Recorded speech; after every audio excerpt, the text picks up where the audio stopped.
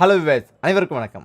செல்வம் அதிர்ஷ்டம் கிடைக்க இந்த ராசிக்காரர்கள் வணங்க வேண்டிய தெய்வங்கள் இதுதான். மேஷம் முதல் மீனம் வரை மொத்தம் 12 ராசிகளும் அதில் 27 நட்சத்திரங்கள் என உள்ளன. ஒவ்வொரு ராசிக்கும் ஒரு அதிபதி இருப்பது போன்று ஒவ்வொரு நட்சத்திரத்துக்கும் ஒரு நட்சத்திர அதிபதிகளும் இருக்கின்றன. இவற்றின் இணைந்து நம்மை வழிகாட்டி வருகின்றன. என்னுடைய ராசி நல்ல ராசி என்று எல்லோருமே பாடலாம். காரணம், 12 ராசிகளுமே நல்ல ராசி தான். 27 நட்சத்திரங்களுமே நல்ல நட்சத்திரங்கள் தான். ராசிக்குரிய கோயில்கள், தெய்வங்களை வணங்க நம்முடைய நேரமும் நல்ல நேரமாகும். செல்வ வளமும் பெருகும்.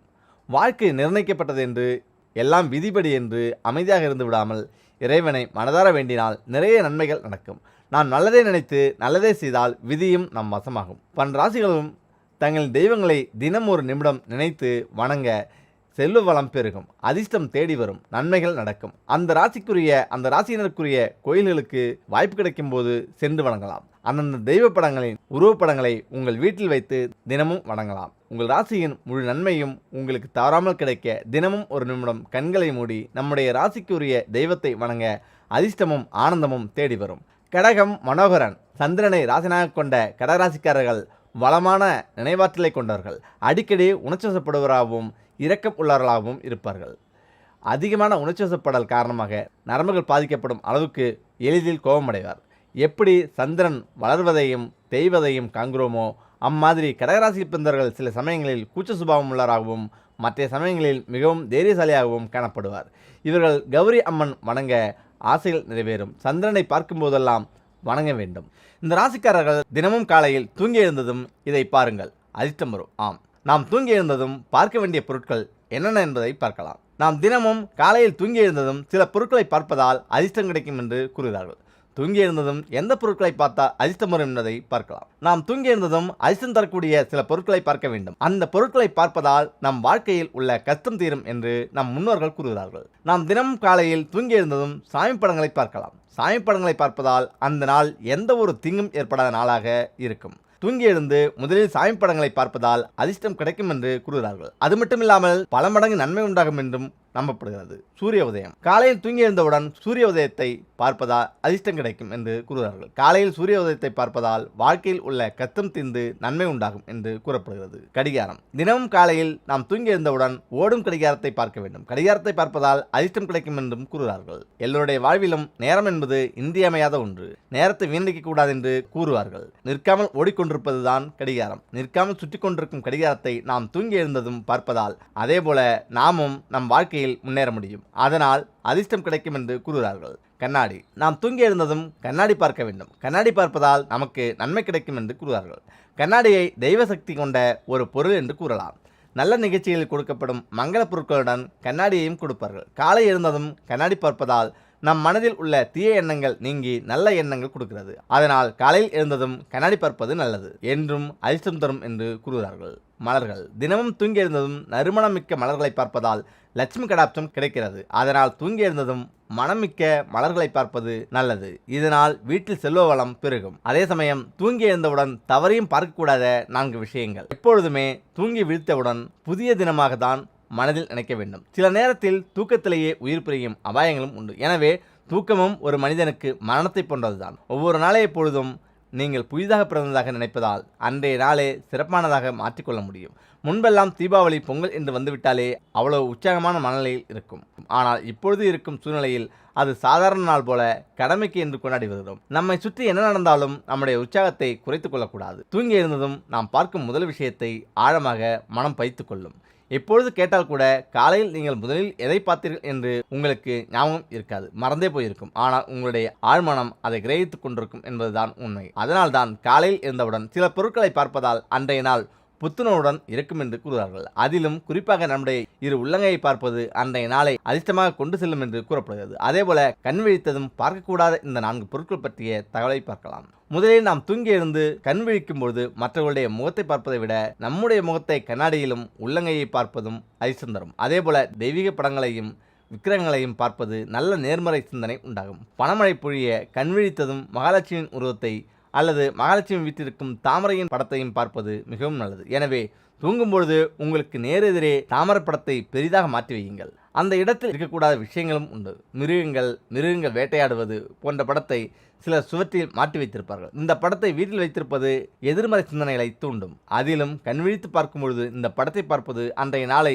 உற்சாகம் இழக்க வைத்துவிடும். அதேபோல கண்விழிக்கும் போதே அபசகுண வார்த்தைகளை பேசுவதும் சண்டையோடு ஆரம்பிப்பதும் அன்றைய நாளை வீணாக்கிவிடும் என்பதால் முடிந்தவரை மனதை சாந்தப்படுத்தி அமைதியான தியான நிலைக்கு 5 நிமிடம் அமர்ந்து கோபத்தை குறைத்து கொண்டு தெரிந்த மந்திரத்தை உச்சரித்து பின்னர் எழுந்திருப்பது மிகவும் நல்லது. ஆர்ப்பரிக்கும் கடல் அலைகள், கொழுந்து விட்டெறியும் நெருப்பின் சுவாலைகள், இவைகளை கட்டாயம் விழித்தவுடன் பார்க்கக்கூடாது. இவைகள் மனதில் ஒருவிதமான சங்கடத்தை ஏற்படுத்தி எதிர்மறை ஆற்றல்களை பெருக செய்துவிடும். ஆனால் வீட்டில் காலையிலேயே விளக்கு எரிந்து கொண்டிருப்பதால் சுடர்விட்டு எரியும் தீப விளக்கை தாராளமாக நாம் பார்க்கலாம்.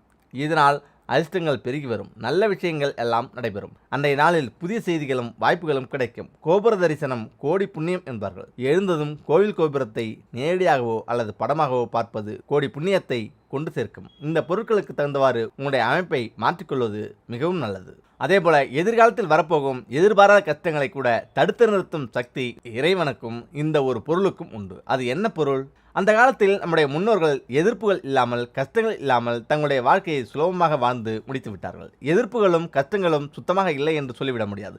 ஆனால் அந்த கால சூழ்நிலையை இந்த காலத்தோடு ஒப்பிட்டு பார்க்கும்பொழுது நிச்சயம் அந்த காலத்தில் வாழ்ந்தவர்கள் கொடுத்து வைத்தார்கள் என்றுதான் சொல்லலாம். நம்முடைய இந்த பிறவி கலிகாலத்தில் என்றுதான் எழுதி வைத்துள்ளது. அந்த காலத்தில் போட்டிகளும் பொறாமைகளும் குறைவாகத்தான் இருந்தது. இந்த காலகட்டத்தில் போட்டிகளும் பொறாமைகளும் எதிர்ப்புகளுடனே வாழும் சூழ்நிலைதான் நமக்கு உள்ளது. சரி, இந்த எதிர்ப்புகளிலிருந்து நம்மை நாமே எப்படி காத்துக்கொள்வது? கலியுகத்திலும் கலங்காத வாழ்க்கையை பெற வேண்டும், எதிர்ப்புகளை எதிர்கொள்ள வேண்டும் என்றால் என்ன செய்ய வேண்டும்? இதற்கான தீர்வை தான் பார்க்க போகிறோம். உங்களுடைய தொழிலில் உங்களால் முன்னேற முடியவில்லை, உங்களுடைய வாழ்க்கையில் உங்களால் முன்னேற்றம் அடையவில்லை என்னும் பட்சத்தில் ராஜ வாழ்க்கை வாழ வேண்டும் எண்ணம் மட்டும் உங்களுக்கு இருக்கிறது. நீங்கள் செய்ய வேண்டியது இது ஒன்று மட்டும்தான்.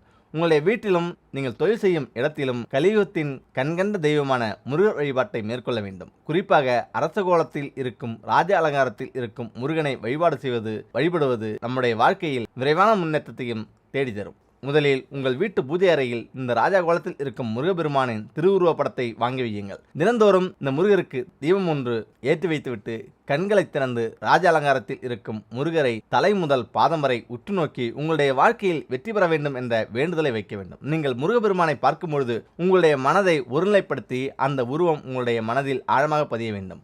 அதேபோல நீங்கள் தொழில் செய்யும் இடத்தில் உங்கள் பார்வைக்கு எதிரே பெரிய அளவில் அரச கோலத்தில் இருக்கும் முருகன் படத்தை மாட்டி வையுங்கள். உங்களது கண் பார்வை முருகனை காண வேண்டும். இதோடு மட்டுமில்லாமல் எதிர்பாராத இழப்புகள், எதிர்பாராத பிரச்சனைகளிலிருந்து நம்மை காக்கும் சக்தி முருகன் கையில் இருக்கும் வேலாயுதத்திற்கு உண்டு. வாழ்க்கையில் ஒருவருக்கு எதிர்பாராத விபத்தின் மூலமாக எதிர்பாராத இழப்புகள் ஏற்பட்டு கொண்டே இருக்கிறது. இதனை சமாளிக்க வேண்டுமென்றால் உங்களுடைய வீட்டில் சிறிய அளவிலான வேலொன்றை வாங்கி வைத்து வழிபாடு செய்து வர வேண்டும். சிறிய அளவிலான வேலை பித்தளையில் கூட வாங்கி வைக்கலாம், வேறொன்றும் கிடையாது. அவரவர் வசதிக்கேற்ப வேலை தங்கத்தில் வைத்து கூட வணங்கலாம். அந்த வேலின் முனைப்பகுதியில் மேல் பக்கத்தில் செவ்வாய்க்கிழமை அன்றும் வெள்ளிக்கிழமையும் எலுமிச்சை பழத்தை சொருகி உங்களுக்கு வரக்கூடிய எதிர்பாராத கஷ்டங்கள் வராமல் இருக்க வேண்டும் என்று முருகப்பெருமானை வேண்டிக் கொண்டால் எதிர்பாராத இழப்புகள் உங்களை நிச்சயம் நெருங்காது என்று சாஸ்திரத்தில் சொல்லப்பட்டுள்ளது. எதிர்பாராத எதிர்ப்புகள் என்றால் எதிர்பாராமல் ஏற்படும் விபத்து, எதிர்பாராமல் ஏற்படும் நஷ்டம், எதிர்பாராமல் ஏற்படும் உயிரிழப்பு. இப்படி உங்களுடைய வாழ்க்கையிலும் சரி, உங்களுடைய தொழிலும் சரி, எதிர்பாராமல் எந்த நஷ்டமும் ஏற்படாமல் இருக்க முருகப்பெருமானை இந்த முறையில் தொடர்ந்து வழிபாடு செய்து வாருங்கள். நிச்சயம் அந்த முருகப்பெருமான் கை கொடுப்பார். அதேபோல செல்வம் வீடு தேடி வர இந்த பரிகாரம் பண்ணுங்க. அந்த அமாவாசை நாளில் மகாலட்சுமி அருள் கண்டிப்பாக கிடைக்கும். பொன்னும் பொருளும் உங்கள் வீடு தேடி வர வெள்ளிக்கிழமையில் வந்திருக்கும் இந்த அமாவாசை நாளில் தேவி மகாலட்சுமியின் அருள் கிடைக்க இந்த பரிகாரங்களை செய்யுங்கள். செல்வம் தானாக வரும். ஒவ்வொரு அமாவாசை நாளிலும் நாம் முன்னோர்களுக்கு திதி கொடுப்பது, வீட்டில் இருக்கும் கந்திஷ்டிகள் போக பரிகாரம் செய்வது போன்றவற்றை தான் நாம் பெரும்பாலும் செய்கிறோம். ஆனால் இந்த அமாவாசையில் பொன்னும் பொருளும் நம்மை தேடி வர தேவி மகாலட்சுமியின் பரிபூர்ண அருளையும் பெற ஒரு எளிய பரிகாரம் செய்ய வேண்டும். அப்படி என்ன பரிகாரம் செய்ய வேண்டும் என்பதை பார்க்கலாம். அமாவாசை நாளில் நம் முன்னோர்களுக்கு கொடுக்க வேண்டிய திதியை தவறாமல் கொடுக்க வேண்டும். உங்கள் வீட்டிற்கு அருகில் உள்ள கோயிலில் தீபம் ஏற்றி வழிபட வேண்டும். பின் யாராவது ஒருவருக்கு ஒருவேளை உணவை அன்னதானமாக வழங்க வேண்டும். இவ்வாறு உணவு வழங்கும் போது உங்கள் வாழ்க்கையில் உள்ள துன்பங்கள் மற்றும் கஷ்டங்கள் அனைத்தும் நீங்கும். பரிகாரம் 2. இந்த பரிகாரம் செய்ய மஞ்சள் நிற பட்டு துணி எடுத்துக்கொள்ளவும். அதில் ஒரு கைப்பிடி அளவு உப்பு, 5 ரூபாய் நாணயம் 1 மற்றும் சிறிய அளவுள்ள தங்கம் அல்லது வெள்ளி வைக்கவும். ஒருவேளை இவை இல்லை என்றாலும் பரவாயில்லை. பின் துணியை மஞ்சள் நிற நூலால் முடிச்சை கட்டி உங்கள் வீட்டு பூஜை அறையில் வைத்துவிட்டு சாம்பிராணி தூபம் காட்டி உங்கள் குலதெய்வம் மற்றும் தேவி மகாலட்சுமியை மனதார நினைக்கவும். மேலும் உங்கள் வீட்டில் உள்ள கெட்ட சக்திகள் அனைத்தும் நீங்கவும், உங்களுக்கு பொன்னும் பொருளும் கிடைக்கவும், நல்லாட்சியுடன் வாழ வேண்டும் என்று மனதார வேண்டிக் கொள்ளுங்கள். பின் இந்த முடிச்சை உங்கள் வீட்டின் நிலைவாசலில் காலையில் 10 11, மதியம் 1 2 மணி, 6 7 மணி, இரவு 8 மணியிலிருந்து 9 இப்படியாக 4 வேளையில் இதை கட்டவும். அடுத்த அமாவாசை வரும் வரை முடிச்சு அப்படியே இருக்கட்டும். அதன் பின் இந்த முடிச்சை கட்டி உப்புக்கள் படாத இடத்தில் போடவும். துணியை அலசி காய வைத்து மறுபடியும் உப்பு 5 ரூபாய் நாணயத்தை வைத்து மறுபடியும் இதேபோல் பூஜை அறையில் வைத்து பூஜை செய்த பின் உங்கள் நிலைவாசலில் கட்டிவிடுங்கள். தேவி மகாலட்சுமி அருள் கிடைக்க இந்த முடிச்சு எப்போதும் உங்கள் வீட்டில் இருக்கட்டும். அதேபோல வீட்டு பூஜை அறையில் ஒரே கடவுளுக்கு நிறைய சிலைகள் வைத்திருப்பது நல்லதா? உங்களுடைய வீட்டு கோயில்களில் அல்லது பூஜை அறையில் ஒரு கடவுளுக்கு நிறைய கடவுள்கள் வைத்திருப்பது நல்லதா? வாஸ்துபடி அதை என்ன செய்ய வேண்டும் என்று பார்க்கலாம். உங்கள் வீட்டின் கோயிலில் அல்லது பூஜை அறையில் ஒரே கடவுளுக்கு சிலைகள் அதிகமாக இருந்தால் வாஸ்து குறிப்புகளில் சிறப்பு கவனம் செலுத்த வேண்டும். இதனால் உங்கள் வீட்டிற்கு எதிர்மறை ஆற்றல் வராமல் இருக்க கவனமாக இருக்க வேண்டும். வீட்டு பூஜை அறை புனிதமானது.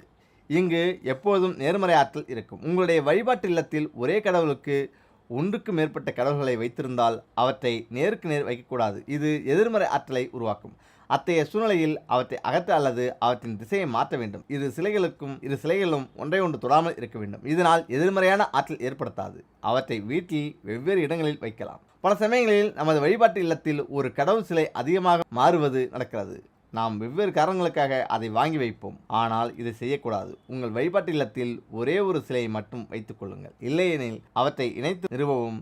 உங்கள் பூஜை அறையில் எப்போதும் நேர்மறை ஆற்றலை தரும் சிலைகளை வைக்கும்போது உங்கள் முதுகை காட்டக்கூடாது. ஒரே கடவுளின் சிலையை மட்டுமே வீட்டில் வைத்து வழிபடக்கூடாது என்று கூறப்படுகிறது. 2 விநாயகர் சிலைகள் இருந்தால் அவற்றை வீட்டில் வெவ்வேறு இடங்களில் வைக்கலாம். இதனுடன் எந்த சிலையை வைத்தாலும் அது உக்கிரமான வடிவம் இருக்கக்கூடாது. இதனால் வீட்டில் கருத்து வேறுபாடும் மனக்கசப்பும் அதிகமாகிறது. இதனால் குடும்பத்தில் பிரச்சனைகள் நீடிக்கிறது. ஒருவேளை சிலைகள் சிதையவோ உடையவோ தொடங்கினால் உடனடியாக அவற்றை வழிபாட்டு தளத்தில் இருந்து அகற்ற வேண்டும். ஏனென்றால் உடைந்த சிலைகள் வீட்டில் எதிர்மறையான ஆற்றலை ஏற்படுத்துகின்றன. வாஸ்து விதிகளின்படி வீட்டு கோயில்களில் சிலைகளை நிறுவினால் உங்கள் வீட்டில் எப்பொழுதும் மகிழ்ச்சியும் வளமும் பெருகும்.